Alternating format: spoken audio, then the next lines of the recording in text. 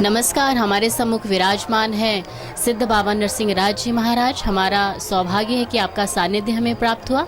आइए स्वयं ही जानते हैं महाराज जी के अनुभव आपके ही मुखारबिंद द्वारा।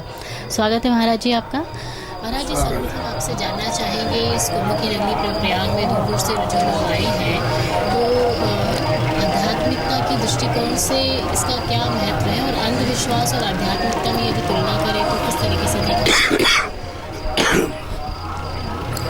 ऐसा है,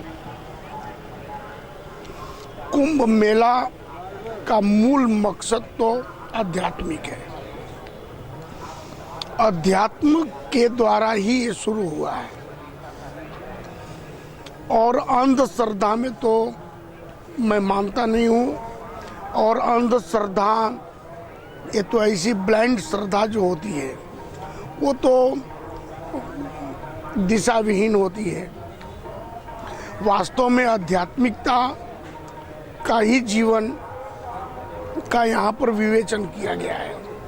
याज्ञवल्क्य जी महाराज और भरद्वाज जी महाराज ये तीर्थराज प्रयाग में जो आध्यात्मिक सत्संग शुरू किए थे, इसका कारण एक ही था कि विश्व में मानव एक अच्छा व्यक्ति बने। अच्छा व्यक्ति कैसे बने? तो उसका विचार अच्छा हो, उसकी समझ अच्छी हो, वो जो कार्य करे अलीगली कार्य न करे, अच्छा कार्य को करे। तो ज्ञान, वैराग्य, भक्ति, सत्संग, यज्ञ, पूजा पाठ, जो भी ये धर्म कार्य होते हैं, उनके मूल स्रोत में है एक अच्छा व्यक्ति बनना। और अच्छा व्यक्ति आदमी तब बन सकता है जब अपने आत्मा को पावरफुल करेगा। आत्मा को पावरफुल करने के लिए मंत्र का सहारा लेना पड़ेगा। मंत्र के द्वारा हम अपने आत्मा को जागृत कर सकते हैं। मंत्र के द्वारा हम अपनी जिंदगी को एक अच्छा रूप दे सकते हैं। मंत्र के द्वारा हम मन को कंट्रोल कर सकते हैं। तो मंत्र क्या है? तो जो भगवान है, आप ओमकार के रूप में लें या राम के रूप में लें या कृष्ण के रूप में लें, ये एक मान्यता है मन का कि हम ये भगवान को कम माने, उस भगवान को ज़्यादा माने। ये जो बातें हैं हम उसमें नहीं पढ़ते हैं। हम तो ये जानते हैं कि जिस भगवान के कृपा के द्वारा हम अपनी जिंदगी में परमात्मा के लायक एक गुड माइंड एंड लाइफ जो अपने को प्राप्त हो जाता है, तो ये मनुष्य जीवन की यही सबसे बड़ी प्राप्ति है। मनुष्य जीवन मिला है तो एक ऐसा माइंड है, ऐसा एक लाइफ है, ईश्वर के द्वारा प्रदत्त है। ये कोई पूजा पाठ से नहीं मिला है, ये कोई यज्ञ करने से नहीं मिला है, ये कोई पुण्य कार्य करने से नहीं मिला है, और नहीं मिल सकता है। पूजा पाठ करने से, व्रत करने से, या ये सब आप पुण्य कमा करके, सत्कर्म कमा करके आप मनुष्य का शरीर नहीं प्राप्त कर सकते हैं, क्योंकि ये कोई इस दुनिया में ऐसा कोई पुण्य है ही नहीं, ऐसा कोई सत्कर्म ही नहीं है, ऐसा कुछ है ही नहीं जिसके द्वारा हम परमात्मा के पास में, परमपिता परमात्मा के पास में हम ये कह सकें कि मेरे को हे भगवान, आपको मनुष्य का शरीर देना पड़ेगा। उनकी करुणा, उनकी दया, उनकी ही अहेतुकी कृपा जब होती है तो मनुष्य जोनी में आदमी जन्म लेता है, मनुष्य बनकर के आता है। और आने का मकसद एक ही होता है कि हम अपने जीवन को इतना अच्छा बनाएं, हमारा माइंड और हमारा लाइफ इतना अच्छा बनाएं, अपने पर हम अपने मन के ऊपर इतना कंट्रोल करें, अपनी इंद्रियों को हम वश में रखें कि जो किसी को समझाने की भी जरूरत न पड़े, किसी को कहने की भी जरूरत न पड़े कि भाई तुम गलत मत करो, वो केवल हमारे संग में आकर बैठे, मेरे सामने वो देखे, मेरे से थोड़ा बहुत बातचीत करे या ना करे, लेकिन मेरा रिफ्लेक्शन उसके ऊपर ऐसा पड़ना चाहिए कि आप सिस्टोमेटिक व्यवस्था से मेरा आकर्षण उस व्यक्ति के ऊपर ऐसा हो कि वो गलत कार्य छोड़ दे और अच्छा कार्य करे। आध्यात्मिकता का मूल स्रोत ही यही है, क्योंकि मनुष्य एक मुख्य माइंड है, प्रेसिडेंट है, दुनिया के जितने जीव हैं उसका वो प्रेसिडेंट है। तो ये प्रेसिडेंट का जब दिमाग अच्छा नहीं रहेगा, जब उसका देह और इंद्रियों पर काबू नहीं रहेगा, तो फिर ये प्रकृति के ऊपर भी उल्टा असर पड़ता है। प्रकृति भी अपना कार्य छोड़ देती है, प्रकृति के कार्यों में भी असंतुलित वातावरण खड़ा होने लगता है।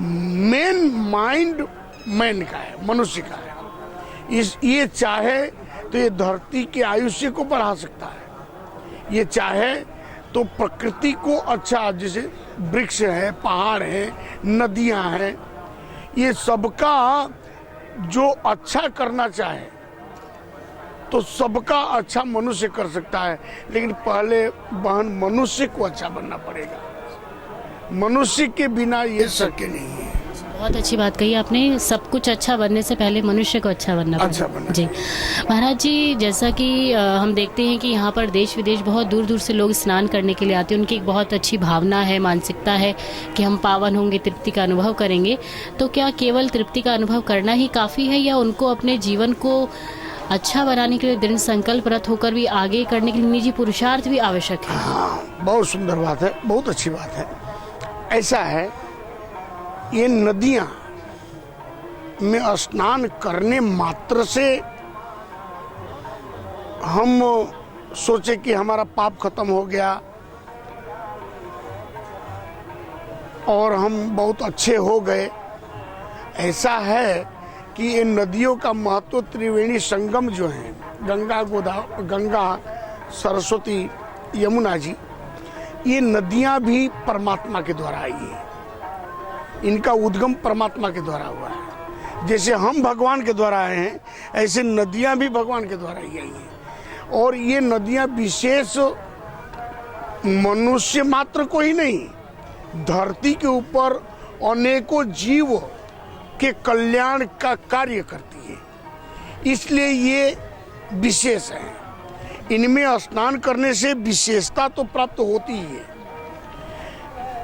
आदमी का मनोवृत्ति के अंदर में एक वातावरण पवित्रता का जरूर होता है, इसको नकारा नहीं जा सकता है। लेकिन केवल हम स्नान कर लेंगे और हमको मोक्ष मिल जाएगा, केवल हम स्नान कर लेंगे तो स्नान करने से शरीर का मैल धोआ जा सकता है। स्नान करने से थोड़ी क्षण के लिए अपनी मानसिकता के ऊपर हम अपनी साइकोलॉजी से, अपने मनोविज्ञान से हम अपने को अच्छा समझ सकते हैं, लेकिन अच्छा रखने के लिए तो पाप करना बंद करना पड़ेगा और पुण्य का कार्य शुरू करना पड़ेगा। नदियों से हम लोगों को देखिए, तीर्थों में जाने से, कि नदियों में स्नान करने से, कि मंदिर में दर्शन करने से फायदा क्या है? ये अपने स्वरूप में इतने विशेष हैं। जैसे मंदिर में भगवान है, शिवलिंग है या शिव मंदिर है या शिव जी का स्वरूप है या राम का स्वरूप है या कृष्ण का स्वरूप है, तो जो इन लोगों के दर्शन करने से मम दर्शन कर परम अनुपा, भगवान कहते हैं कि मेरे दर्शन करने से एक विशेष फल ये मिलता है कि आदमी अपने निज स्वरूप को पहचान सकता है। हम कहाँ से आए हैं, हम क्यों आए हैं, हमको क्या करना चाहिए, हम क्या कर रहे हैं। तो इन नदियों में स्नान करने का महत्व इसीलिए दिया गया है, ये कुंभ में आने का महत्व इसीलिए दिया गया है। ये अमृत है क्या? ये अमृत जो है, जो देवता और दानों के द्वारा मंथन किया गया, धनवंतरी लेकर के निकले, तो वो अमृत पीने के बाद में अमर हो जाते हैं। वो अमृत क्या था? वो अमृत एक ऐसा रस है कि जो ईश्वरीय रस है। ईश्वरीय रस को हम धारण करेंगे तो हमारे में ईश्वरीय बुद्धि आएगी, ईश्वरीय विचार आएगा, ईश्वरीय कार्य करने की शक्ति आएगी। और ईश्वरीय कार्य करने की शक्ति जब आदमी प्राप्त करता है तो एक के लिए वो नहीं जीता है, वो समष्टि के लिए जीता है, विश्व के लिए वो जीता है। रही बात कि लोग चिल्ला-चिल्ली बात में जो चलते हैं कि चलो भाई हम ये कर देंगे, खाली स्नान मात्र कर लेंगे और उसके बाद हम अच्छे हो जाएंगे, अच्छा बनना पड़ेगा। स्नान करने से पाप जरूर धुलता है, लेकिन पाप नहीं करने की प्रेरणा तो अपने से ही दिल दिमाग से खड़ा करना पड़ेगा। जब तक हम अपने दिल दिमाग से नहीं खड़ा करेंगे कि भाई अब मैं जो किया वो मेरा पाप तो खत्म हो गया, मान्यता है, मन के अंदर में है, हमको ये सुदृढ़ करना चाहिए कि हम उससे कोई पाप हो गया, कोई गलत हो गया, रॉन्ग साइड हम चले गए लाइफ में, और मैं गंगा में स्नान कर लिया, जमुना जी में स्नान कर लिया, सरस्वती में स्नान कर लिया या तीर्थों में दर्शन कर लिया तो हमारा पाप खत्म हो गया। बड़ी अच्छी बात है, लेकिन फिर पाप नहीं करना तब पाप का अंत माना जाएगा। तो नदी में स्नान करे, बाहर निकले, फिर वही का वही पाप करना शुरू करे, वही का वही आदत, वही से वही जिंदगी, वैसा का वैसा ही, तो पाप धुलता नहीं है और पाप के ढेर का धूल चढ़ जाता है, आदि जाती है, आदमी ना वो, मैं तो समझता हूँ कि पशु जैसा उसका जीवन हो जाता है। हाँ, इनमें स्नान करने से अमुक आदमी दिव्य हो जाते हैं, ऐसा प्रमाण मिला है। दिव्यता तब आती है जब हम दिव्यता को धारण करके, जब स्नान करके निकलते हैं, तो जिस मनोवृत्ति से हम बाहर निकलते हैं, क्योंकि ये पवित्र नदियां हैं, गंगा, गोदावरी, नर्मदा, सिंधु, कावेरी, महेंद्र तनया, चरमंडती, वेदिका, क्षिप्रा, वेद्रवती, महासुर नदी, ख्याता, जया, गंडकी, ये सब नदियां पवित्र मानी गई हैं। इसमें शास्त्रों ने इनको स्मरण किया है, इनको प्रातः स्मरण करने को कहा है, इनको प्रातः स्मरण मात्र से भी मन के ऊपर, क्योंकि जल पवित्रता के लिए ही है और जल वरुण देव है, वो देव है। तो एक कहा जाता है कि जब हम बाहर से भी साफ नहीं होंगे, अंदर से साफ होना जितना जरूरी है उतना ही बाहर से भी साफ रहना जरूरी है। तो अंदर और बाहर दोनों की शक्ति प्राप्त होती है गंगा में स्नान करने से, नदियों में स्नान करने से, इनमें दिव्य शक्ति प्राप्त होती है।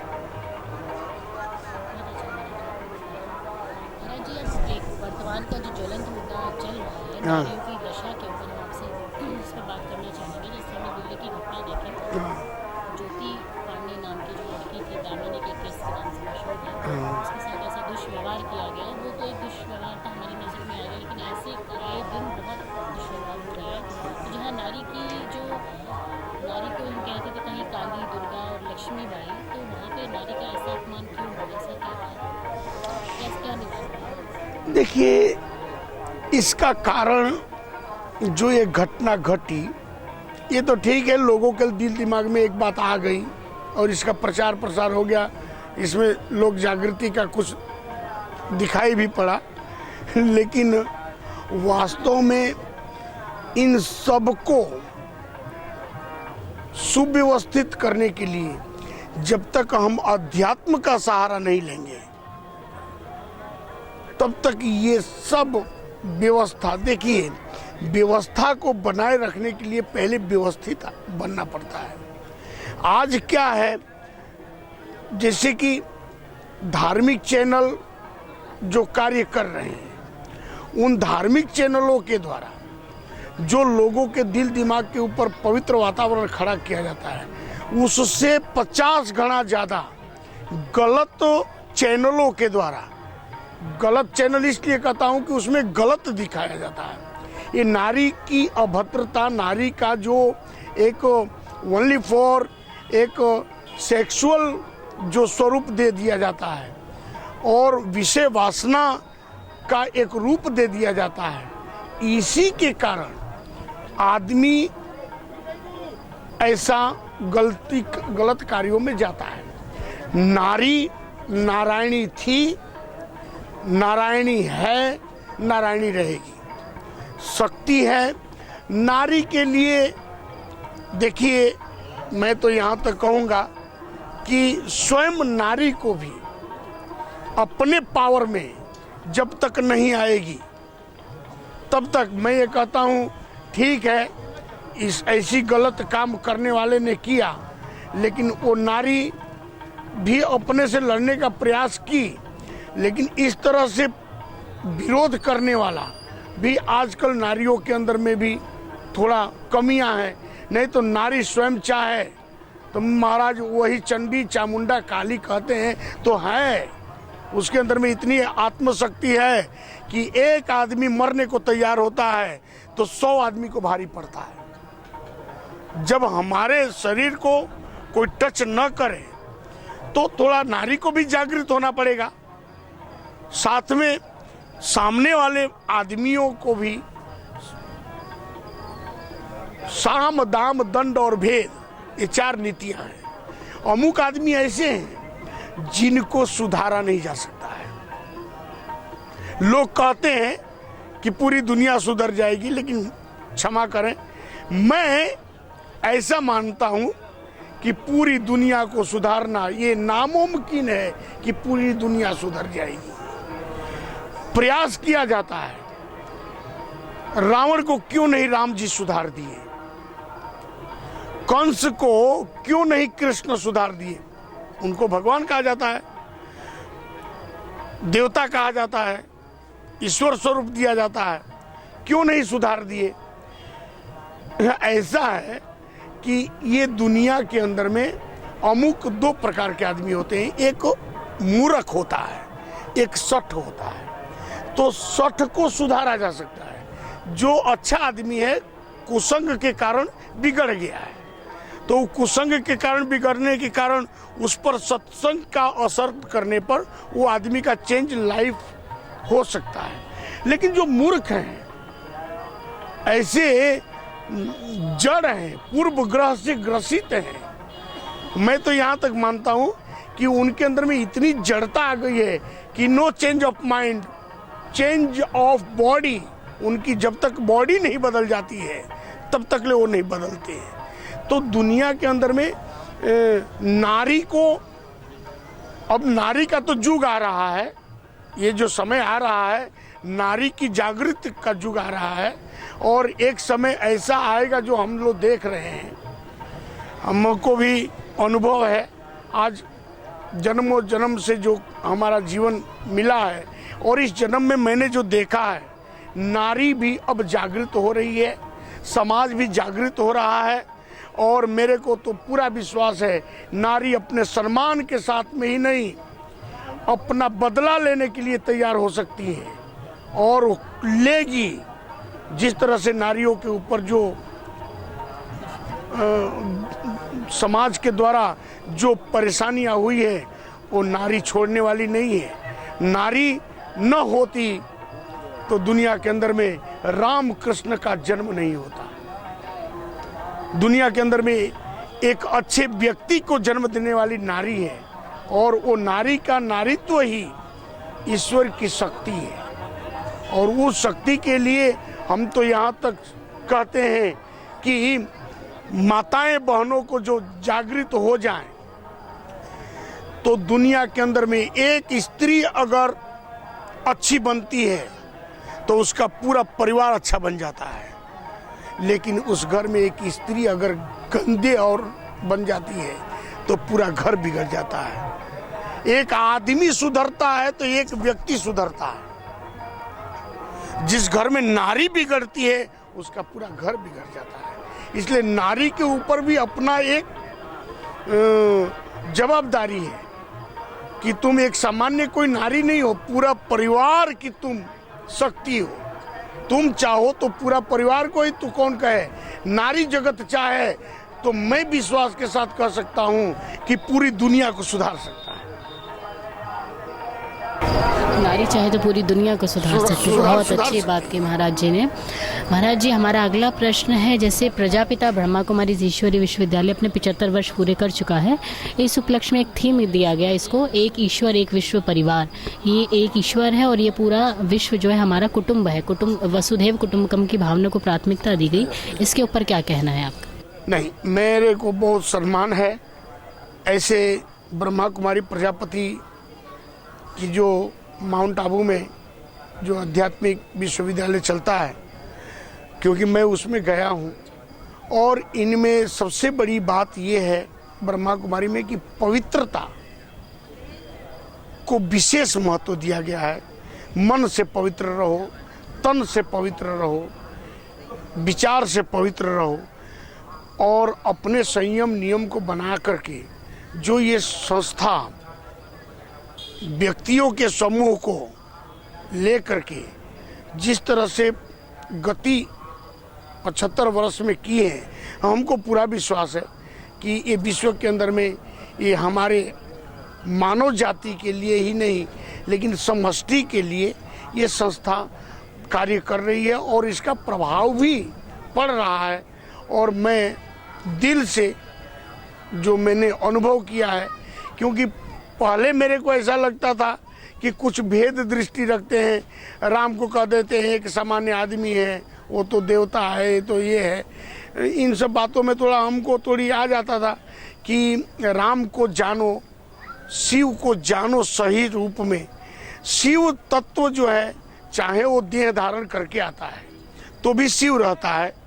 परमात्मा जो ईश्वर जो है वो ईश्वर है, चाहे वो देह धारण करके आए तो भी वो ईश्वर है। देह धारण नहीं कर सकता है ऐसा तो है नहीं, कर्तुम अन्यथा, वो तो देह भी धारण कर सकता है, वो मनुष्य भी बन सकता है, वो जानवर भी बन करके आ सकता है, आया है।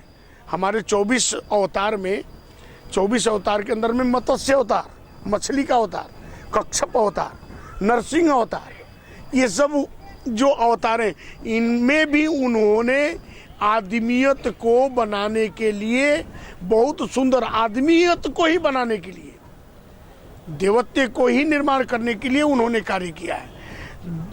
संसार के अंदर में उन्होंने जो भी कार्य किया ये विश्व के कल्याण के लिए ही कार्य किया है। तो परमात्मा देह में भी आ सकता है, हम लोगों की जहाँ तक मानना है। तो कहीं कहीं पर यही भेद दिखता है, इन भेदों से उठ करके, क्योंकि उपनिषद का ये कहना है अभेद रूप ज्ञानम ध्यानम निर्विषय मन, अभेद रूप ज्ञानम ध्यानम निर्विषय मन।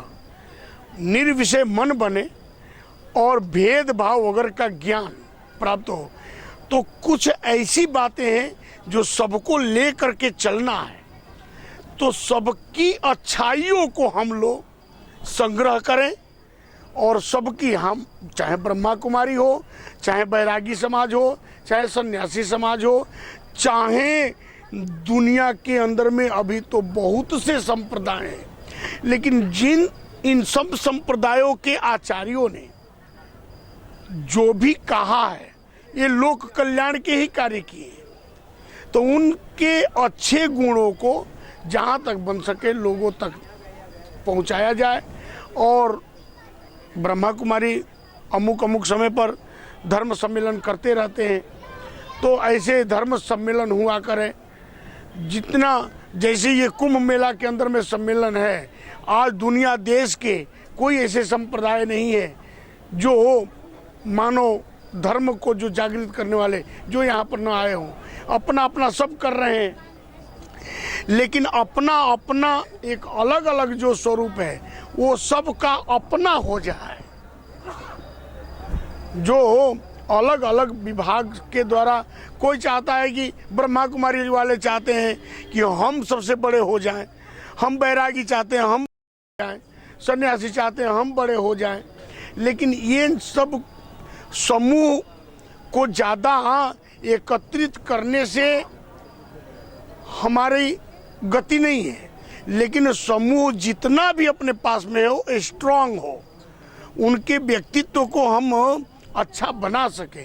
तो जितने संप्रदाय हैं, कबीरा कुआं एक है, पनिहारी है अनेक, बर्तन सब न्यारे भय, पानी सब में एक। ईश्वर एक ही है, लेकिन इसके अंदर में भी लोगों ने जो ईश्वर को अपने पॉकेट में, अपने अनुसार जो धारणा लोगों को देते हैं, अपने स्वार्थ के लिए, अपना दुकान चलाने के लिए, केवल मात्र हमारा दुकान चले, हमारा धर्म का व्यापार चले, हमारे ये बातें हमको अच्छी नहीं लगती है। चाहे कोई भी हो, चाहे कोई भी हो, विश्व लेवल से तो ये होना चाहिए जो कार्य आपका है वो कार्य मेरा है। तो हम दोनों के विचारों को, जैसे आज ब्रह्मा कुमारी के द्वारा मैं बोल रहा हूँ, तो ये बोलने का एक ही कारण है कि मैंने उनमें अच्छाई देखा है, तो उन अच्छाइयों से हम मतलब रखते हैं,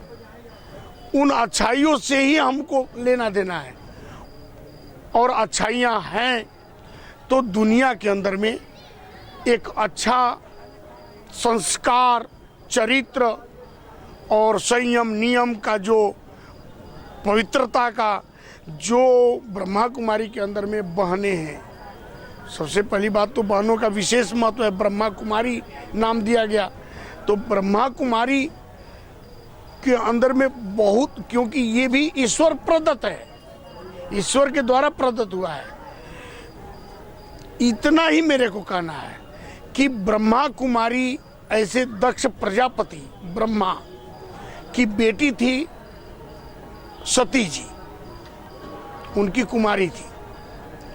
तो ब्रह्मा कुमारी अच्छा है, बहुत अच्छा है, लेकिन मेरा एक बात जरूर कहना होगा, कहना चाहिए, कह रहा हूं कि जैसे ब्रह्मा की बेटी ब्रह्मा कुमारी सती जी मूल पवित्र थी, मूल चरित्र अच्छा था, मूल उनका जीवन बहुत अच्छा था। भगवान शिव जब शंकर भगवान के रूप में अवतार लेकर के आए तो वही शक्ति सती के रूप में ब्रह्मा कुमारी प्रजापति ब्रह्मा जो दक्ष हैं उनकी बेटी बनकर के आई थी, और शिव जी के साथ में उनकी शादी हुई थी। बहुत अच्छी शक्ति थी, संस्कार था उनके पास में, सब कुछ था, वो तो शक्ति थी। थोड़ा डिफरेंट क्या हुआ कि सत्संग कथा सुन करके महादेव जी जैसे राम जी को पहचान लिए, वैसे सती जी कथा नहीं सुनी, राम जी को नहीं पहचान पाई। राम जी को बोली कि वो एक मनुष्य है। ध्यान दीजिएगा बहन, राम एक मनुष्य है। भगवान शंकर ने कहा कि ये मनुष्य नहीं, मनुष्य के रूप में आए हैं, लेकिन ये स्वयं परमपिता परमात्मा है। उन्होंने कहा कि मैं कैसे मान लूं कि ये परमपिता परमात्मा है?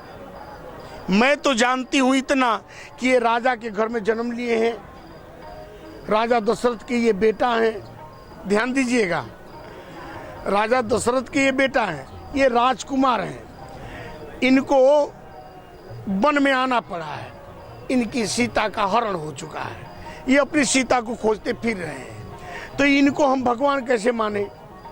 सती जी का ये कहना था।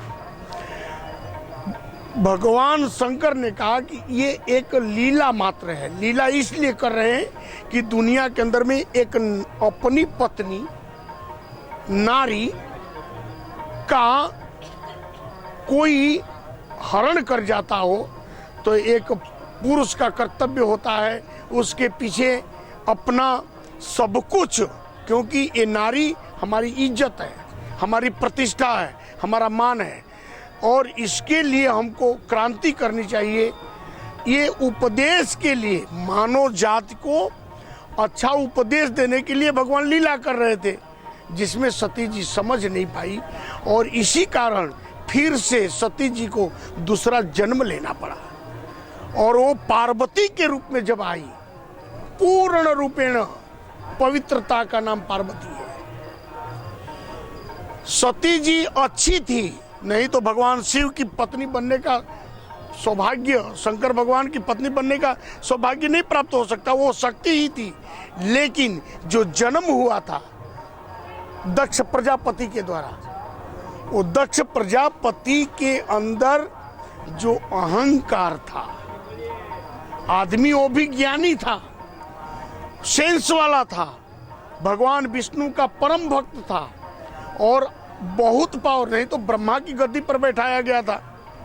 ब्रह्मा के आसन पर जो आदमी को बैठाया गया और उसमें शिव जी की भी सहमति थी।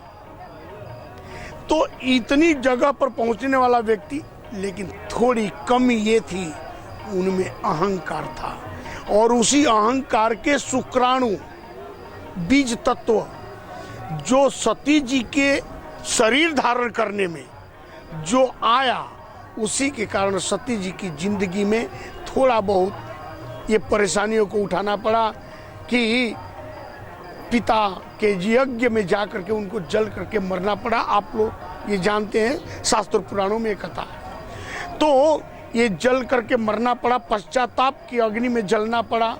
आध्यात्मिक तो पश्चाताप कहता है, पश्चाताप की अग्नि में जल के मरना पड़ा। लेकिन फिर जब शरीर धारण करके आई तो वो स्वयं हिमालय के यहाँ, जो कि हिमालय का मतलब होता है कि जिसको कोई डुला नहीं सकता है, तो जिसके मन को, धारणा को, पवित्रता को कोई डुला नहीं सकता है, मैना उनकी पत्नी थी, जहाँ पर अहंकार लेस मात्र नहीं था। तो ऐसे हिमांचल जैसे पुरुष और मैना जैसे स्त्री, ये दोनों के योग से जो बेटी का जन्म हुआ वो स्वयं श्रद्धा रूपाई शक्ति भवानी शंकरो बंदे श्रद्धा विश्वास रूपियों, ये श्रद्धा का पूर्ण स्वरूप लेकर के आई। और तब उनका कभी आप नहीं सुने होंगे कि उनका मरण होगा। पार्वती का मरण आप नहीं सुनते हैं, जैसे शिव का मरण नहीं होता वैसे पार्वती का मरण नहीं होता है। वो दोनों शाश्वत हो गए, शाश्वत थे, शाश्वत हो गए। लेकिन ये हमारे मनुष्य के लिए क्या है कि हमको अंधश्रद्धा नहीं करनी चाहिए, चंचल श्रद्धा नहीं होनी चाहिए। श्रद्धा तो होनी ही चाहिए और अश्रद्धा भी नहीं होनी चाहिए। अश्रद्धा भी नहीं चलेगा, अंधश्रद्धा भी नहीं चलेगा और चंचल श्रद्धा भी नहीं चलेगा। श्रद्धा आ गई अपने अंदर में, समझ लो शक्ति आ गई। विश्वास आ गया अपने अंदर में तो समझ लो भगवान आ गए, वो परम पिता परमात्मा ही आ गए। दूसरा कोई परमात्मा रूप है बहुत, लेकिन विश्वास का नाम ही ट्रस्ट इज गॉड, ट्रस्ट ही भगवान है, श्रद्धा ही साक्षात शक्ति है। इनको मनुष्य जब धारण कर लेता है तो उनके देह से, उनके दिमाग से पुरुषार्थ का जन्म होता है, जिनका नाम कार्तिक भगवान है। जगजान खन मुख जन्म कर कर्म पुरुषार्थ महा, वो पुरुषार्थ के स्वरूप है कार्तिक भगवान। और जब पुरुषार्थ आ गया तो गुण भी आ जाता है, गणेश भी आ गए, और गणेश आ गए तो रिद्धि सिद्धि भी आ गई, शुभ लाभ भी आ गया, संतोष भी।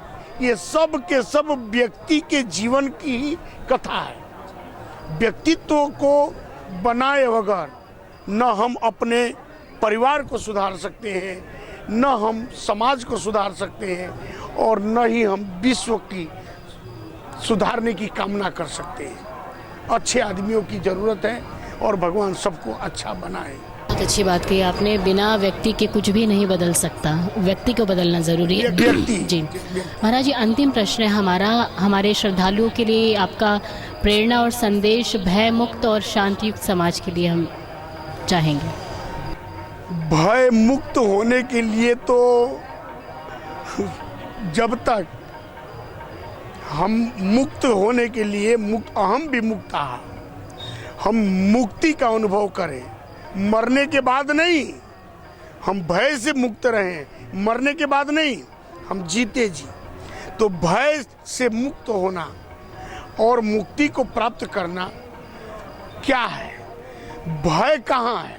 जहाँ गलत कार्य है, गलत कार्य छूट गया तो भय से हम मुक्त हो गए।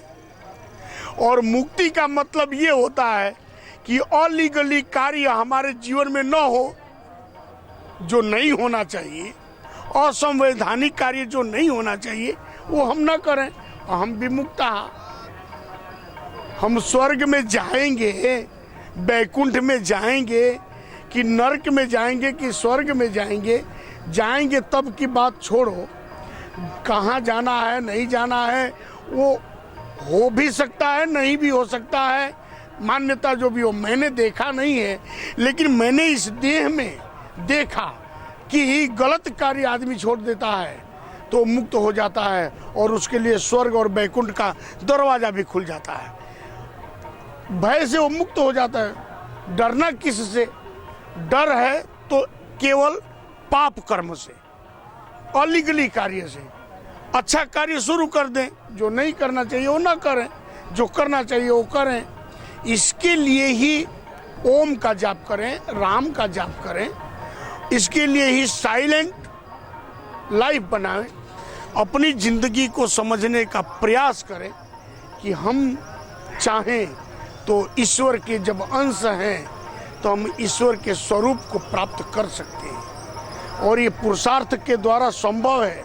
श्रद्धा होनी चाहिए, विश्वास होना चाहिए। और मैं तो ये जानता हूँ कि अभी बहुत अच्छा, देखिए समय स्पीड में है, अच्छाइयाँ भी बहुत हो रही हैं, बुराइयाँ भी बहुत हो रही हैं। मैं देख रहा हूँ स्पीड दोनों में है।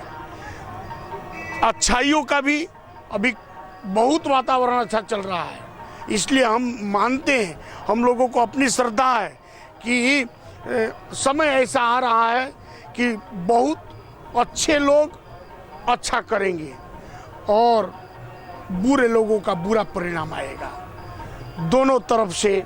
क्योंकि बुरे लोग भी इतने भयंकर स्पीड से चल रहे हैं, जैसे कीट पतंग मरते हैं, जैसे कीड़े मकोड़े बरसात के पैदा होते हैं और बरसात में ही मर जाते हैं, उस तरह से ये दुनिया के अंदर में एक तरफ विनाश की भी लीला चल रही है और एक तरफ कल्याण की भी लीला चल रही है। इतना कल्याण हो रहा है। अभी देखिए यहाँ पर महाकुंभ मेला के अंदर में जहाँ देखिए, जहाँ पर देखिए, जिस तंबू में देखिए, जिस रावटी में देखिए, चाहे एक रावटी तंबू लगा करके, एक छोटा सा रावटी लगा करके एक बहन आई है, एक माँ आई है, एक बेटी आई है, तो वो वहाँ पर गंगा स्नान करके भजन मंत्र जाप पूजा पाठ दान पुण्य करने में लगे हैं। एक बड़े से बड़े संस्था वाले संप्रदाय वाले आए हैं, लाखों करोड़ों रुपया खर्च हो रहा है, अन्न क्षेत्र चल रहा है, पूजा पाठ हो रहा है। मतलब पाठ पूजा का मतलब क्या है? हम पूजा इसलिए करते हैं कि पूजा के लायक हम बने। पाठ हम इसलिए करते हैं, लेसन ऑफ लाइफ। पाठ करने का हनुमान चालीसा हो कि ब्रह्मा कुमारी का कोई पुस्तक का पाठ करना हो या हनुमान जी का हो या राम जी का हो, रामायण हो या गीता हो या भागवत हो, ये सब हम पाठ इसलिए करते हैं कि मेरा लेसन लाइफ, मेरा लाइफ ही, क्योंकि world is stage, we are artist. हम संसार के अंदर में आए हैं तो एक परमात्मा ने अच्छा एक मनुष्य बना के भेजा है और उसने जो देखा है अपने दिल में कि ये मेरे दिल से बना हुआ एक दिल है, तो ऐसा ये जीवन जिए कि मेरे को प्रसन्न करे और विश्व का कल्याण करे। ये कामना के साथ में ईश्वर ने ये मनुष्य का शरीर दिया है। बहुत बहुत धन्यवाद महाराज जी आपका, जो आपने अपना इतना अनमोल समय हमें दिया और हमारा निमंत्रण सहज स्वीकार किया। मेरा फर्ज है, मेरा ये तो फर्ज है मेरा। महाराज जी ने बहुत अच्छी बात की। समाज, परिवार, विश्व तभी परिवर्तन होगा जब व्यक्ति परिवर्तित होगा। तो व्यक्ति परिवर्तन बहुत आवश्यक है। स्व परिवर्तन ही विश्व परिवर्तन का आधार है।